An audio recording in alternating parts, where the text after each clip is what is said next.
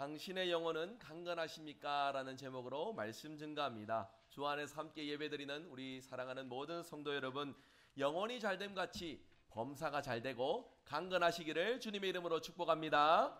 우리 옆에 있는 분들 이렇게 함께 축복하면 좋겠습니다. 서로 함께 얼굴을 바라보시며 두 사람씩 짝을 지어 보실까요? 영혼이 잘됨 같이 범사가 잘되고 강건하시기 바랍니다. 참 아름다운 축복의 말씀이지요. 여러분, 이 축복의 말씀을 전하는 이가 누구였냐면 사도 요한입니다. 사도 요한이 인생의 말년에 예수님의 12제자 중에 사도 요한은 장수했던 사람입니다. 90세가 넘도록 이제 그 인생을 보내면서 수많은 신앙의 경험이 있고 또 수많은 동역자들을 만났지만은 오늘 이 편지를 보내는 가이오를 생각할 때에 너무나도 흡족하고 너무나도 귀한 마음, 그 마음이 들었기에 이 말씀을 통하여서 하나님 주시는 은혜와 복을 전하기를 원하며 이렇게 아름다운 축복의 말씀을 전하였지요. 가이오를 생각하면은 얼마나 이 마음을, 축복의 마음을 전하고 싶었는지 편지의 서두에서부터 그 마음을 고스란히 담아 전하고 있습니다. 사랑하는 자여, 내 영혼이 잘된 같이 범사가 잘되고 강건하기를 내가 원하노라. 아름다운 축복의 말씀. 여러분, 이 말씀은 가이오뿐만이 아니라 하나님께서 우리 모두에게 전하시고 싶은 마음인 줄 믿으시기 바랍니다. 우리의 영혼이 잘된 같이 우리의 만사가 형통하고 우리 범사에 하나님 기뻐하시는 은혜와 축복이 우리 삶 가운데 충만하시기를 주님의 이름으로 축복합니다. 여러분, 이 말씀에 영혼이 잘됨 같이라는 이 부분을 우리가 주목해 봐야 됩니다. 하나님은 영혼이 잘됨으로써 우리의 인생이 영육으로 형통하기를 원하시는 분이다라는 것이에요. 영혼은 병들었는데 우리의 육신이 만사 형통하는 것을 하나님께서 원하지 않으신다라는 것입니다. 하나님께서 원하시는 것은 영혼이 잘 될 때에 범사의 영육의 형통의 복, 강건함의 복을 누리기를 원한다라는 것이 하나님께서 우리에게 원하시는 마음인 것이에요. 영혼이 잘 되는 사람에게 하나님께서 이 복을 허락하시되 영혼이 잘 되지 못하는 사람에게는 이 복의 약속이 이루어지지 않는다라고 우리가 볼 수 있다는 것입니다. 그렇게 우리는 우리의 속사람 영혼을 강건하게 하도록 항상 우리의 마음을 살피고 우리의 영혼이 하나님께로 향하는 일에 더욱 힘써야 한다라는 것이죠. 신약 성경에 영혼이라는 이 단어가 동일한 단어이지만은 번역을 할 때에 마음, 정신이라는 단어하고 번갈아서 쓰여지는 경우들을 많이 살펴볼 수 있습니다. 여러분, 무엇을 의미하느냐? 영혼은 우리 속사람이에요. 우리의 겉으로 드러나는 어떤 우리의 모습뿐만이 아니라 우리 속사람, 우리의 마음, 그 안에서 우리 하나님께서 우리 가운데 임재하여 주시고 우리는 그곳에서 하나님을 만나고 하나님께서 베푸시는 은혜와 사랑을 경험할 수 있는 바로 그 자리, 우리의 속사람이 바로 영혼이다라는 것을 우리가 말씀을 통해 기억해야 되겠습니다. 그렇게 시편 기자는 이렇게 고백을 합니다. 시편 42편 1절 말씀에 이렇게 고백을 합니다. 같이 읽어보겠습니다. 하나님이여, 사슴이 시냇물을 찾기에 갈급함같이 내 영혼이 주를 찾기에 갈급하나이다. 아멘. 내 영혼이 하나님을 만나기를 갈급해합니다라는 이 고백을 시편 기자가 고백하고 있잖아요. 여러분, 하나님을 찾기를 원하는 그 마음, 하나님을 만나서 하나님 베푸시는 은혜를 누리기를 원하는 그 마음, 그 마음의 자리가 바로 우리의 속사람, 우리의 영혼이다라는 것입니다. 어떤 때는 우리의 그 속사람으로 인하여서 엄청난 에너지를 우리가 가지며 고단한 중에도 삶 가운데 승리하는 역사를 경험하게 됩니다. 그러나 어떤 경우에는 우리 속에서부터 찾아오는 그 어려움, 고통, 좌절로 인하여서 우리의 인생이 우리의 육으로는 형통할지나 우리의 속으로 썩어져가고 문드러져가는 그런 경험들을 우리가 하게 된다는 것입니다. 여러분, 우리 모두가 다 공통되게 이 영혼이란 것을 우리 안에 가지고 있습니다. 어느 누구도 할 것 없이 영혼 없는 사람은 아무도 없습니다. 세상 사람들이, 여러분, 일반적인 관심을 한번 생각해 보십시오. 영혼에 대한 관심이 세상에 많이 있을까요? 그렇지 않습니다. 눈에 보이는 것들, 삶에 필요한 것들, 자신이 이루고픈 것들, 이런 것들에 대해서 관심과 열정이 더욱 많이 할애되고 있습니다.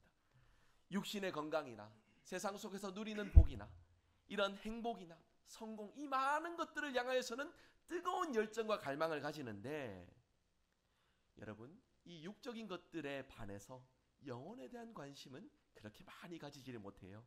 우리가 살아가는 데 있어서 육신의 주제를 향하여서 가지는 그 관심의 반만이라도 영혼을 위하여서 우리가 할애한다면, 반이 아니라 3분의 1, 4분의 1, 아니 한 10분의 1 정도만이라도 우리의 속사람 영혼을 위하여서 우리가 열정과 에너지를 우리가 사용한다면은 여러분, 우리의 삶이 어떻게 바뀔지를 한번 좀 생각해 보시면 좋겠습니다. 많은 사람들이 육신의 건강을 위하여서 열심히 관리하고 노력합니다. 우리 서재에만 하더라도 헬스클럽이 얼마나 많은지 모르겠습니다. 육신의 건강의 주제로 여러 사람들이 오늘도 운동하고 먹는 것에 있어서도 철저하게 그 식단 관리를 하고 건강을 위해서 노력을 하고 있지요. 또 어떻습니까? 피곤하고 고단하지 않도록 쉴 때 푹 쉬면서 몸을 잘 돌보면서 그렇게 건강한 삶을 위해서 많은 노력과 열정을 가집니다. 여러분, 우리의 영혼은 반면에 어떻습니까? 열심히 운동한다고 해서 우리의 영혼이 강건해집니까? 쉴 때 푹 쉰다고 해서 우리의 속사람이 다시금 회복되고 강건해집니까? 여러분, 그것은 착각이다라는 것입니다. 누가복음 12장에 육의 것에 만족하면서 육의 것을 위하여서만 열심히 살아왔던 한 인물이 등장합니다. 부자를 향하여서 이제 그 비유적인 말씀을 통해서 우리에게 주시는 교훈인데요. 하나님께서는 이 부자를 향해서 무엇이라 말씀하셨습니까? 어리석은 자다라고 말씀했습니다. 이렇게 덧붙이면서 말씀하십니다. 오늘 밤에 내 영혼을 도로 찾으리니 그러면 네가 쌓아놓은 너의 육신을 위한 그 모든 것들이 무슨 소용이 있느냐라고 하나님께서 말씀하세요. 여러분, 우리가 우리의 영혼을 위하여서 더 많은 관심과 노력과 열정을 가질 수 있어야 되겠습니다. 본래 우리의 영혼은 하나님을 만나는 장소였습니다. 하나님과의 만남을 즐거워하며 강건한 영혼으로서 살아가는 인생이었습니다. 그러나 우리의 영혼이 죄로 인해서 병들고 부패하게 되니까 여러분, 나타났던 첫 번째 증상이 무엇이었습니까? 인간이 죄를 범하여서 하나님께서 주셨던 그 많은 것들을 놓치면서 나타났던 첫 번째 증상은 하나님을 만나는 일에 불편함을 가지는 거예요. 두려움을 가집니다.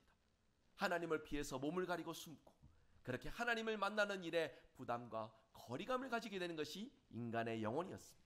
여러분, 그러한 인간이었습니다. 그러나 예수님께서 우리를 사랑하여 주셔서 그 죄와 허물을 깨끗하게 사하여 주셔서 우리는 다시금 주님의 그 놀라운 사랑 속에 성령의 위로하심과 임재하심 속에 우리의 영혼은 다시금 하나님을 만나는 은혜를 누릴 수 있게 되었습니다. 여러분, 세상 사람에게는 영혼이 병들었든지 휘청거리든지 그렇게 중요하지 않습니다. 자신의 육신의 만족을 누리고 풍족하게 살아가는 것으로 만족하는 것이 세상의 관심일 것이에요. 그러나 우리는 다릅니다. 구원받은 성도들은 우리의 육신의 형통함도 중요하겠지만 우리의 영혼이 강건한 것이 우리에게 매우 중요한 주제가 되었다라는 것이에요. 여러분, 우리가 이것을 느끼지 못한다면, 우리의 영혼의 소중함을 느끼지 못하고 우리 영혼 안에서부터 하나님을 만나는 것을 기뻐하고 즐거워하지 못한다면 그것은 구원받은 자녀의 모습이 틀림없이 아니다라는 것입니다. 영혼이 제대로 기능하여 건강한 모습을 가지고 하나님과의 올바른 관계를 유지할 때에 비로소 우리의 존재가 행복해지고 우리의 인생이 영혼이 잘된 같이 범사가 잘되고 강건해지는 역사를 경험할 수 있다라는 것입니다.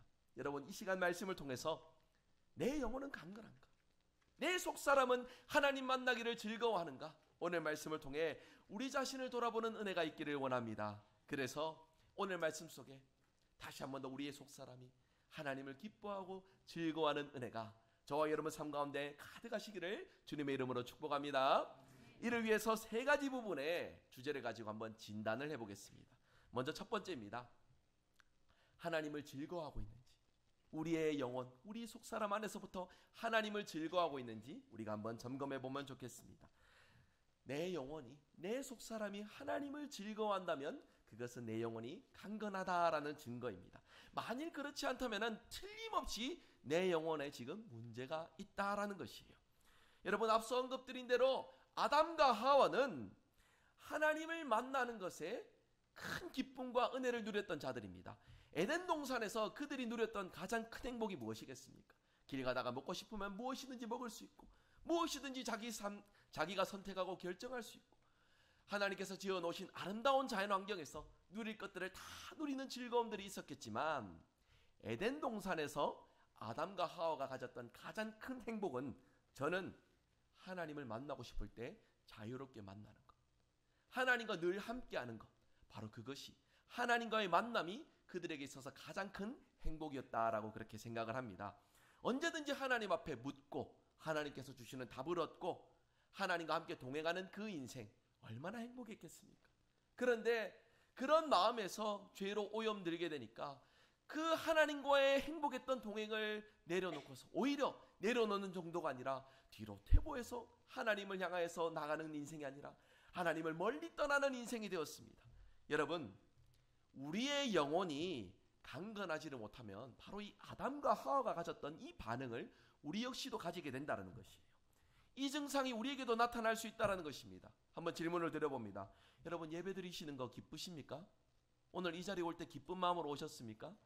아이고, 달력보이 주일이네, 오늘 교회 가야겠네. 혹여나 여러분, 요즘 환절기니까요, 우리가 건강도 좋지 못하고 또 일주일을 분주하게 살아오셔서 많이 고단하시기도 하시고 그런 마음에 우리가 좀 지친 마음을 가지실 수 있을지 모릅니다. 우리의 육신은 지칠지나 하나님 앞에 예배하는 일에 내 마음이 즐겁지 못한다면 여러분, 우리가 점검해 봐야 됩니다. 우리의 영혼이 병들지는 않았는지 다시금 우리를 돌아볼 수 있어야 됩니다. 여러분, 우리가 이 자리에 모인 이유가 뭡니까?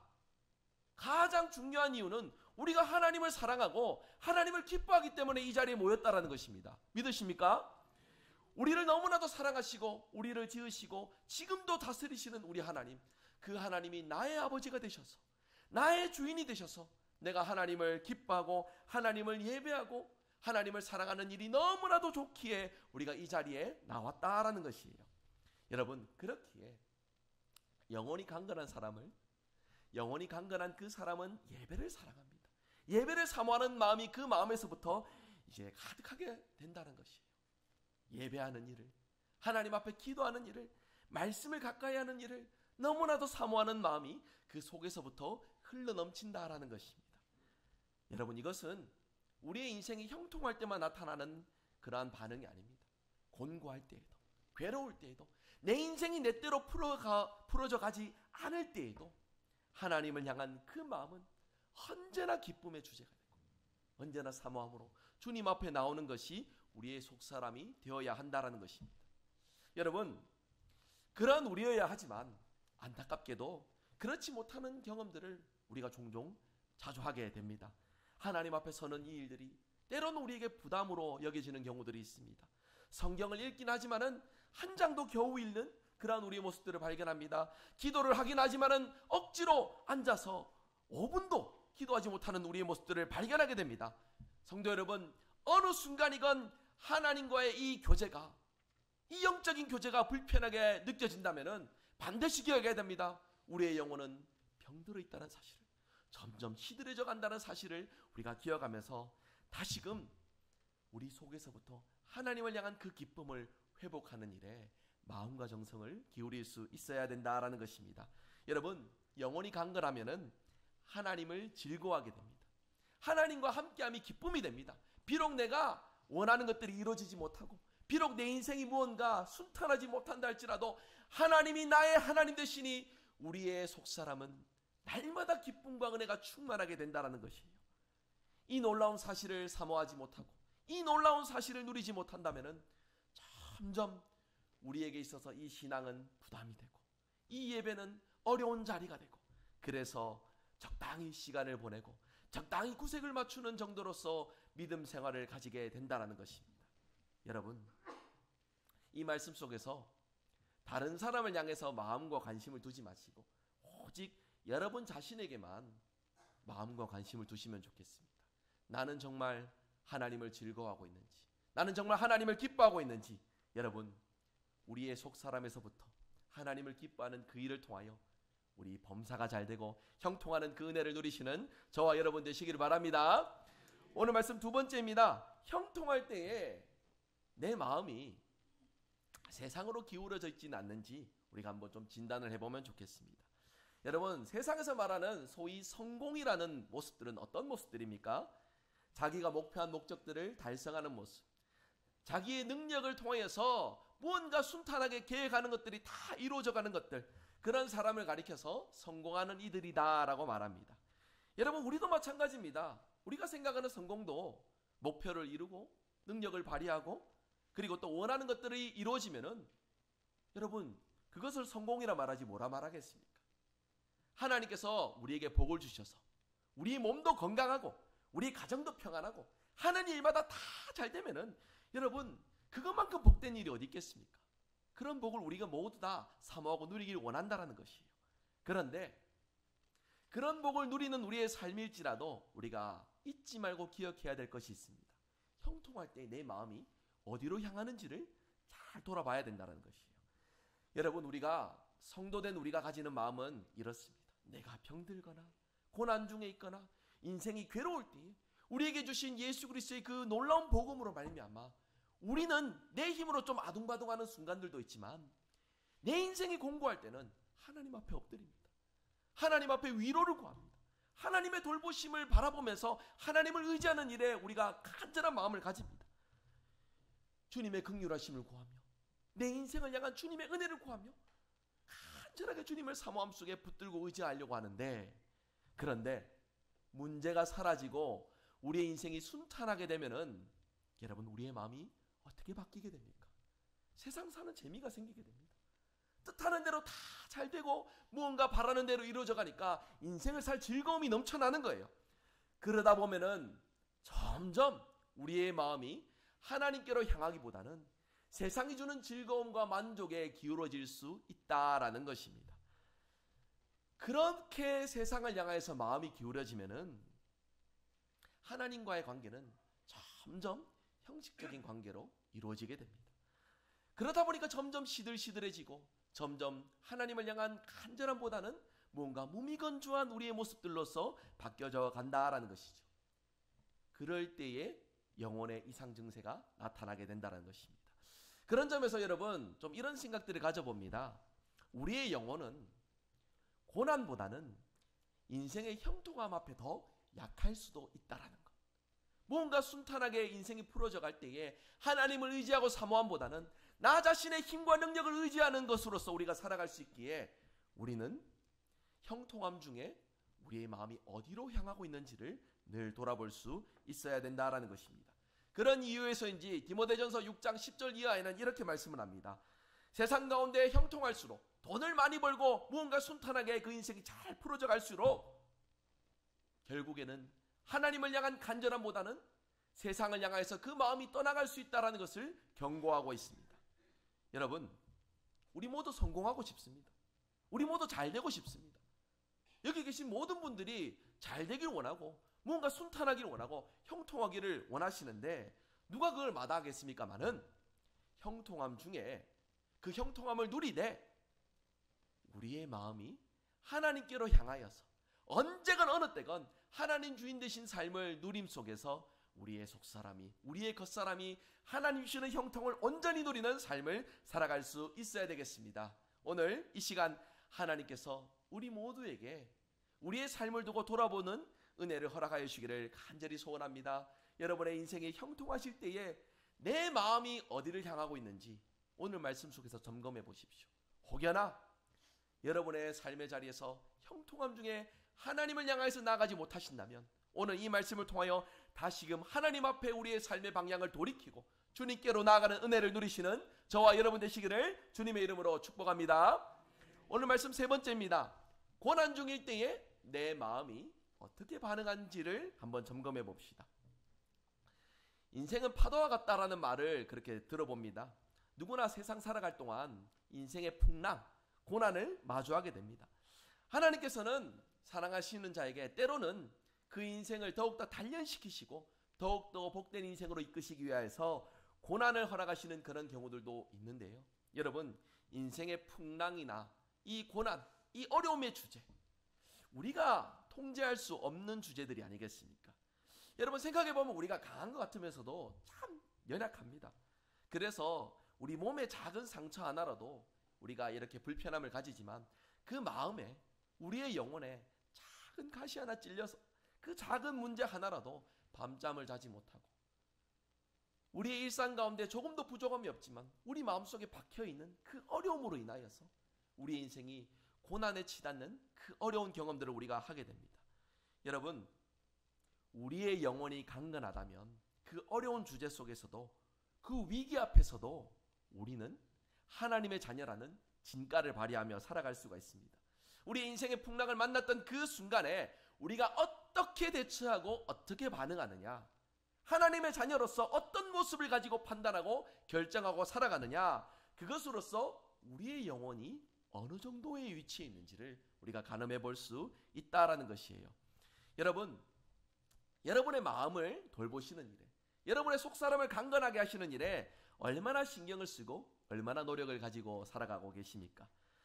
여러분, 우리의 신앙은요, 틀림없이 우리의 영혼을 강건하게 하는 그 주제로 이루어지는 하나님과의 교제를 통하여서 이루어지는 아름다운 역사입니다.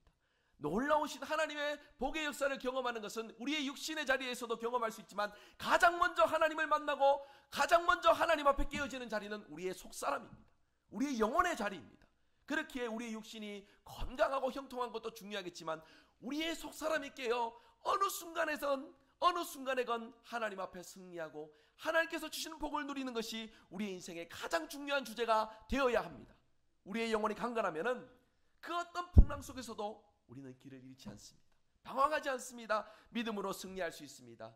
영혼의 강건함을 위하여서 여러분, 우리가 회복해야 될 것이 있다면 회복하는 은혜, 다시 한 번 더 다짐할 것이 있다면 다짐하는 은혜, 그래서 어려움 중에도 하나님을 향한 우리의 열정과 사랑이 꺼지지 않고 시들해지지 않고 더욱더 충만해지는 놀라운 역사를 경험하는 저와 여러분 되시기를 바랍니다. 이를 위하여서 다음과 같이 3가지 실천사항을 꼭 가져보면 좋겠습니다. 먼저 첫 번째입니다.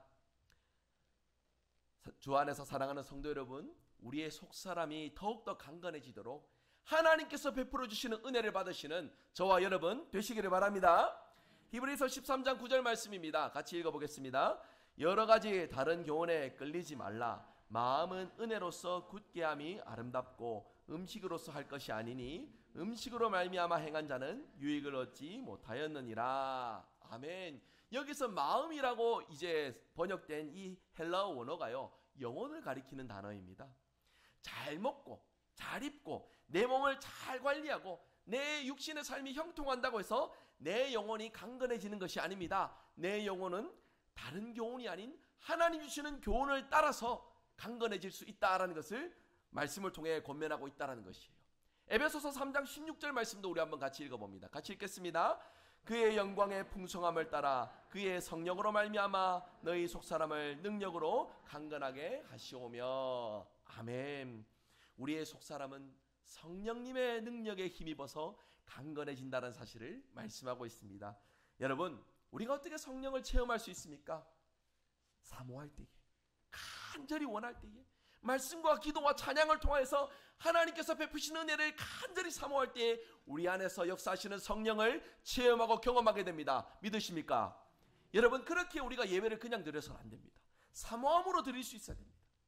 사모하며 예배를 드리시는 분은 눈빛에서부터, 그 예배 드리는 모습에서부터 이미 달라집니다.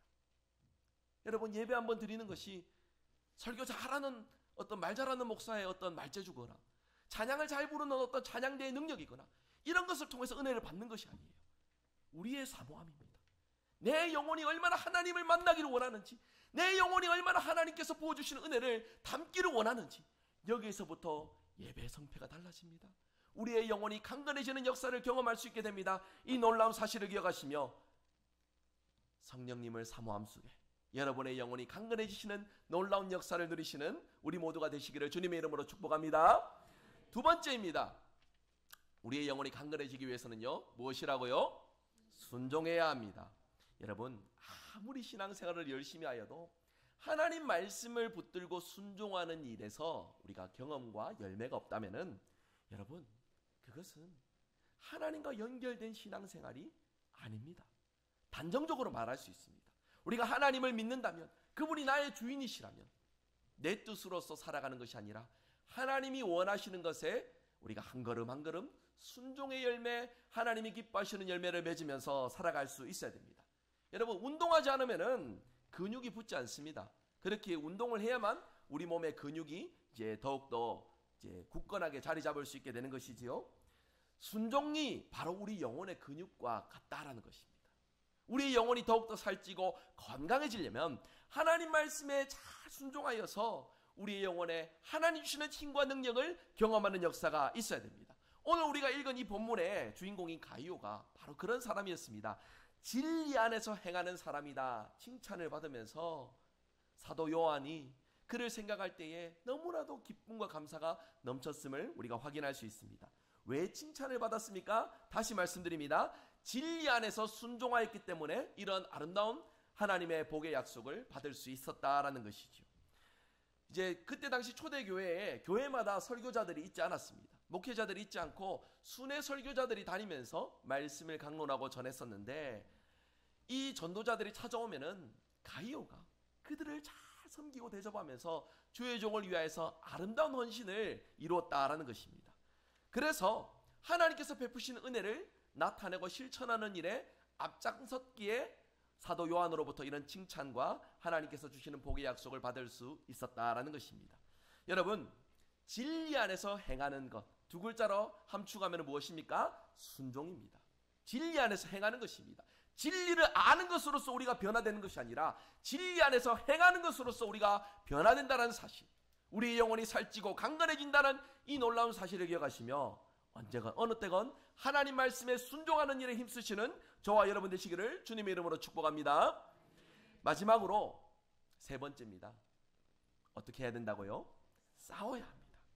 여러분, 우리가 육으로서 싸우는 경우들도 있을 겁니다. 하지만 여기서의 싸움은 영적 싸움을 말합니다.